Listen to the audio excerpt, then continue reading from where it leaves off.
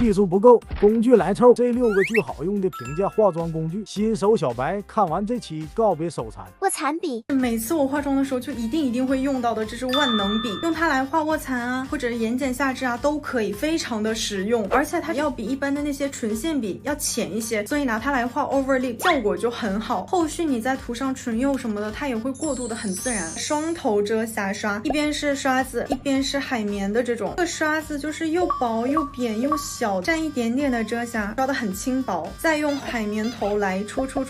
几下，就会遮得很干净，而且也很自然。拿它来遮泪沟啊，或者是法令纹也可以很精准。对了，你们不需要买那种太贵的，我这个就是某宝9块9包邮。还有这个小号的点彩刷，它真的很方便。一般那种腮红刷不是比较大嘛，一不小心就会把范围画大，那就很容易显老显脏。但是用它画各种腮红都可以很好的控制范围，尤其是局部的提亮啊，局部的膨胀色啊，它就可以很精准，而且晕染的也很自然。还有一个我很喜欢它的点，平时我们画腮红的时候，不是为了追求和眼影色调统一，然后用眼影的颜色嘛？它这个刷子的大小就正好可以占眼影那一块颜色。